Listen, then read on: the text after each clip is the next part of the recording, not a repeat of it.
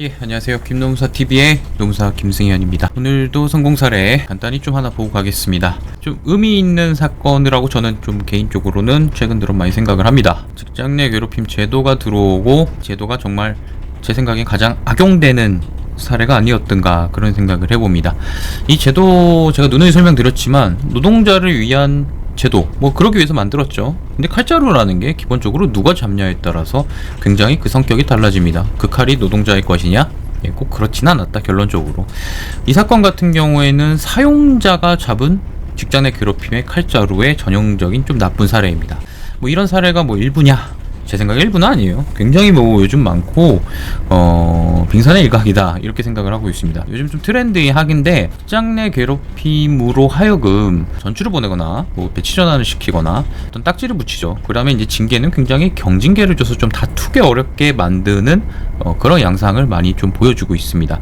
이 사안도 저는 도저히 생각해도 직장 내 괴롭힘으로 볼 수 있는 사안이 전혀 아님에도 불구하고 무려 두 번에 걸쳐, 이거 공공기관에서 좀 발생한 일이에요. 두 번에 걸쳐 조사를 하고 징계위원회를 해부되고 여러 번 난리를 쳤는 결과 징계 직장 괴롭힘이 맞다 하고 징계가 이루어진 그런 사안인데, 결론만 얘기 드리면은 노동위원회에서도 이게 무슨 직장 괴롭힘이냐, 그래서 이 견책이라는 가장 경한 징계조차도 전부 다 무효이다. 그러므로 다 취소해라 라는 명령이 떨어지고 실제로 확정이 되어진 그런 사건이기도 합니다. 그래서 좀 의미가 있어요. 비정규직 노동자, 이제 기간제 노동자가 좀 탄압받는 그 임금 차별적을 받는 이 사안에 대해서 정규직 노동자가 좀 나서서 이건 좀 잘못된 거 아닌가 이 얘기를 했더니, 사용자란 개념은 여러분 사업주만 말하는 게 아니에요. 사용자의 업무를 행위하는 그 사람들이 야 이거 직장 내 괴롭힘이다 해서 이제 신고한 사례예요. 사업주들 입장에서는 어떠겠어요? 사용자 입장에서는 감히 내가 업무를 하는 데 있어서 감히 침범을 해? 근데 마땅히 징계할 수단이 없네. 솔직히 이건 징계 수단이 만만치 않았을 거예요. 단순 의견 제시로 어떻게 징계를 하겠습니까? 의견 제시 흉폭하게 굉장히 과격하게 이건 또 모르겠지만 이 문제는 아닌 것 같습니다. 이런 문제 제기 자체에서 징계를 한 거기 때문에. 근데 사용자가 아이디어를 낸 것 같아요. 이걸 직장 내 괴롭힘으로 포장을 하자, 일종의 노노 갈등으로 이제 이게 부닥치게 하는 거예요. 이게 사실은 실제적 양상은 사용자와 노동자 간의 대립의 문제입니다. 실질은. 근데 이거를 갖다가 노동자와 노동자 간의 갈등으로 바꿔냈어요. 실제로 노동자끼리 이제 분쟁이 붙는 사건이지만 그런 양상으로 흘러갑니다. 이 제도는 이렇게 얼마든지 마음대로 변환될 수 있다. 이런 거 오늘 좀 강조해드려 설명드리고 싶습니다. 사건 간단히 배경 설명드릴게요. 이건 이 내용은 중요한 건 아니지만, 기간제 노동자의 임금이 새로 입사한 기간제 노동자와 차등이 나기 시작했어요. 쉽게 얘기하면 기존의 기간제 노동자가 새로 입사한 기간제 노동자보다 임금이 더 낮았어요. 여기 새로 입사한 사람이 오히려 임금이 더 높아요. 우리가 흔치 않은 일이죠. 우리 흔히 우리나라의 연공적 계열 꼭 명시되어 있지는 않더라도 임금이 보통 오래 일하는 사람이 좀 더 많이 받는 거 아닌가, 그런 측면이 있잖아요. 근데 이 문제는 그냥 기간제 노동자면 다 똑같이 줘야 되는 어떤 규범 아니면 약속 이런 게 있는 거 아닌가 싶었는데 임금 차등이 났어요. 실제로 임금 차액이 이제 발생시켜요. 이제 이러면 이제 기존에 있던 노동자들이 가만히 있죠. 이 사실을 인지한 노동자들이 이제 이의 제기를 하게 됩니다. 왜? 이런 임금 차등 문제가 발생하는 것에 대해서 이의 제기를 하기 시작했단 말이에요. 일단은 자신의 부서장인 CC에게 도움을 요청을 했어요. 이 CC는 정규직이에요, 정규직. 사실 이분은 기간제 노동자들 임금 차별에 대해서 나몰라라 했으면 그만일 거예요. 근데 나몰라라 하지 않고 이 문제에 대해서 이제 이의 제기가 맞다 하고 이제 앞으로 나서신 거죠. 요즘 이런 거 많잖아요. 좀 잘못된 거에 문제 제기를 했더니 오히려 문제 삼는, 이걸 직장 내 괴롭힘으로 포장하다니, 저는 그런 생각을 하고 있습니다. 자, 부서장 씨 임금 역전이 부당하다면 이의 제기를 진행했다. 이제 다른 노동자들을 이제 위해서 이의 제기를 이제 나선 거죠. 엄밀히 말하면은 하지 않아도 될 일을 이제 하신 거예요. 본인께서 뭐가 좋은 게 있다고. 그러니까 좀 더 억울한 거예요. 인사팀장을 만나가지고 이제 임금 역전 현상에 대해서 이제 문의를 했어요. 왜 이런 현상이 일어나는가? 이러면 이제 문제가 좀 있지 않은가, 이제 이런 의견을 냈어요. 그리고 이제 실제로 부서장 C가 업무 과정에서 이 임금 차등을 나지 않도록 조정을 해서 상신을 하고 그렇게 프로세스가 진행된지 알고 있었어요. 근데 결론적으로 자신이 모르는 사이에 기간제 노동자 사이에 임금 차등, 그러니까 우리 이렇게 차별이 이제 발생을 한 거예요. 이 문제에 대해서 이제 나서신 거죠. 이제 이 문제에 대해서는 이제 면담 자리가 이루어졌고 여러 가지 논의가 되어졌음에도 불구하고 회사는 정책을 바꾸지 나쁘진 않았습니다.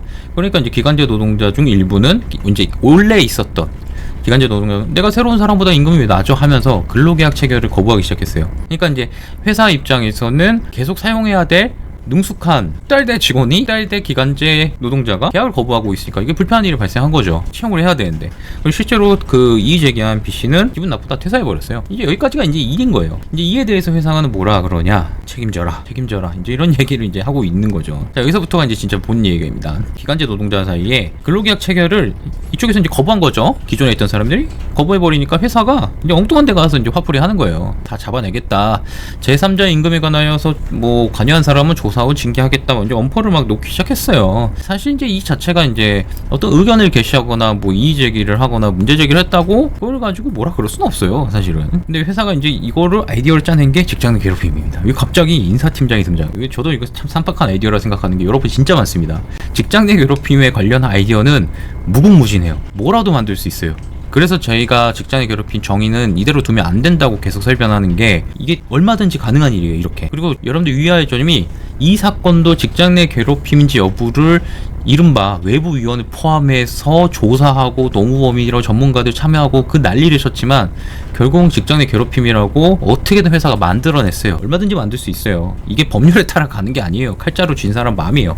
현실 상황이 그렇습니다. D는 직장 내 괴롭힘으로 부서장 C를 신고를 했어요. 회사는 얼씨구나. 솔직히 저는 약간 의심은 좀 들고 있습니다. 정말 D의 생각일까? 인사팀장 D의 생각이 생각하기 드나? 잘 모르겠다, 솔직히. 왜냐면 이제 신고한 내용이 들여다보면은 이게 일반적인 직장 내 괴롭힘의 내용이 아니에요. 그러니까 나의 노동계약 체결 업무를 방해했다라고 얘기를 하는데, 직장 내 괴롭힘 외에 요건이 뭐예요? 우의성이 있어야 되잖아요. 사실 부서장 C랑 인사팀장 D는 제가 보기에는 업무상 어떤 관련이 없어요. 이쪽이 오히려 스텝 부서예요. 정확히 말하면 사용자를 위한 행위하는 자예요. 급상으로 직무상으로 보면 제가 보기에는 인사팀장 D가 부서장 C보다 높아요. 근데 귀에 걸고 코에 걸고 맘대로 법이라 그랬잖아요. 회사는 부서장 C가 뭐라 그랬나, 입사한 지 더 오래됐다 그랬나, 뭐 이런 말도 안 되는 걸로 들어왔고, 여기가 더 높은 사람이다, 업무상 더 높은 사람이다, 뭐 억지로 하여튼 껴 맞췄어요. 그래서 결국에는 외부 노무법인을 통해서 뭐 조사를 했다. 여러분 이거 믿을 게 못 됩니다. 객관적이다 아닙니다. 돈 주는 사람 편이에요. 기본적으로 조사를 해서 인사위원회 넘겼는데,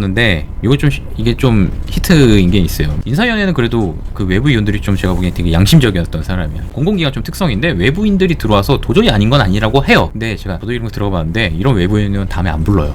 그러니까 회사의 입맛에 맞지 않는 의견 내는 외부위원은 다음에 부르질 않습니다. 아무튼 뭐 여기는 뭐 나름 좀 양심적인 위원이 있었나 봐요. 인사위원회에서 처음에는 이거 직장 괴롭힘이 아니다, 다시 법리 해석해봐라, 이렇게 깠어요, 회사를. 근데 회사 가면 있겠어요? 조사 법인을 바꾸고 인사회 구성을 바꿔서 결론은 징계했어요.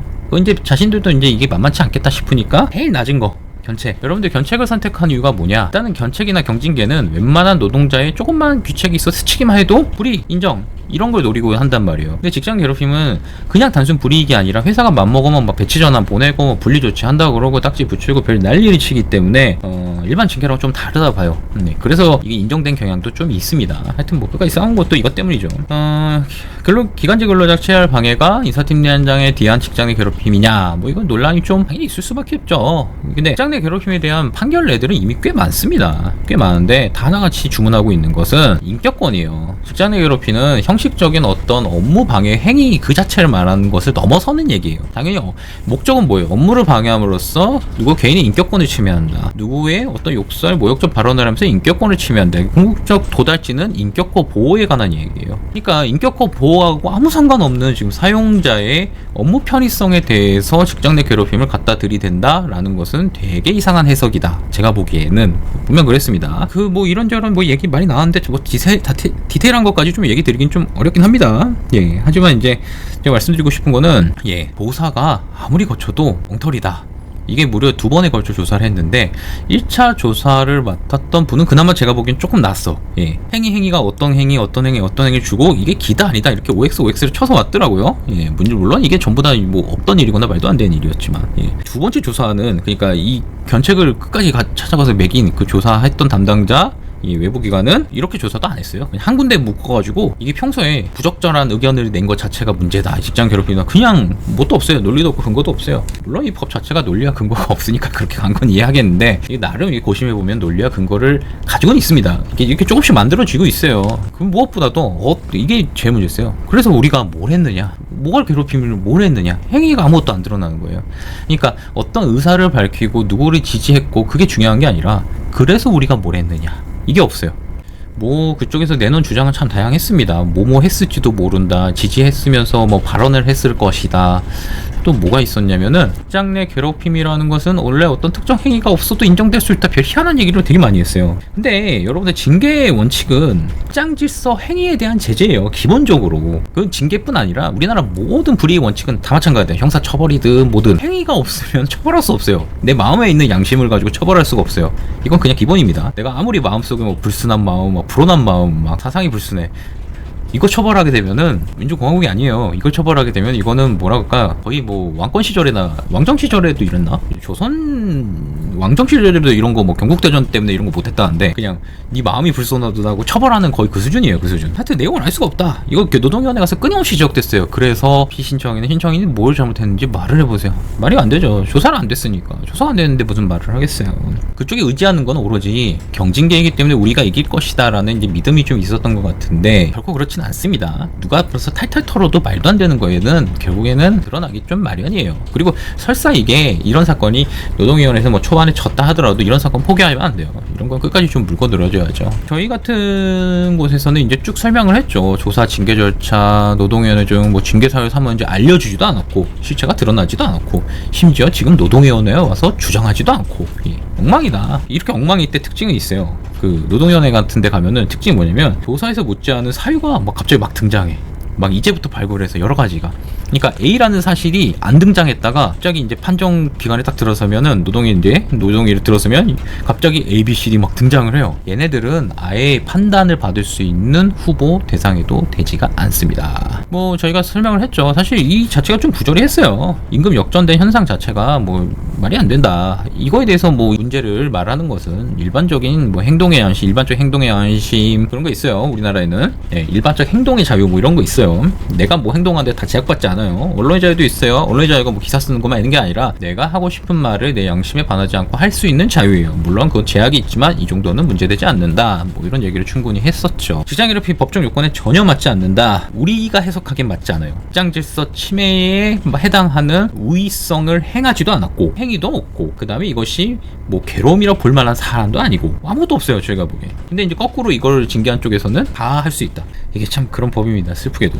어쨌든 뭐 판정은 뭐 이거는 안 된다. 표심 판정으로 이제 끝났어요. 사실은 이게 초장에 끝났는데, 제가 좀 드리고 싶은 말씀은, 이런 사건은 초장에 안 끝나더라도 좀 물고 갔으면 좋겠어요. 여러분들 그 노동위원회에서 뭐 승소율이 얼마고 중도율 가면 승소율이 얼마고 별로 중요하진 않아요. 여러분이 진짜 중요할 것은 질적으로 될 사건이 안 됐을 때 물고 가는 게 되게 중요하고요. 질적으로 질 사건이 이기잖아요. 오히려 약간 골치 아파요. 그러니까 이게 퍼센테이지가 그렇게 중요하지 않다. 숫자의 확률의 의미는 전혀 중요하지 않아요. 제가 요즘에 예시로 많이 들고 있는데, 담배 피는 사람 중 10명 중에 암에 걸리는 거는 고작 해봐야 한 2명에서 1명이래요. 그럼 나머지 8명은 뭐예요? 이렇게 확률이 중요하지 않은 거예요. 질적인 내용이에요. 어떤 환경, 어떤 유전자, 어떤 마인드로 살아가느냐 다 틀리단 말이에요. 건도 이렇습니다. 오늘 성공 사례 간단히 좀 설명 좀 해드렸고요. 굉장히 저는 좀 유의미하게 보는 사건입니다. 직장 괴롭힘 제도가 빨리 자리를 잡아야 되는 이유기도 하고, 이런 류의 사건은 반드시 취소돼야 된다, 이런 생각을 가지고 저희도 뭐 취소시키는데 되게 만족감을 느꼈던 그런 사건입니다. 자, 오늘 김노사TV에서는 성공 사례 이렇게 소개시켜 드릴 거예요. 이에 관해서 궁금한 점 있으시면은 댓글로 남겨주셔도 좋고, 그 다음에 네이버 카페 이용해 주셔도 좋고, 저희 카카오톡 있어요. 친구 찾기에서 너무 법인 시선입니다. 검색하셔서 질의를 주셔도 좋습니다. 전화로 주셔도 좋은데요. 다만 전화는 필요한 것은 짧게 빠르게, 모든 내용을 다 듣고 이렇게 처리하는 공간은 아닙니다. 빠른 질문이 있으면 빠르게 처리할 수 있는 건 빠르게 해드립니다. 저희가 그런 용도로 쓰고 있으니까 참고해 주시고, 좋아요, 구독까지 부탁드리고요. 감사합니다.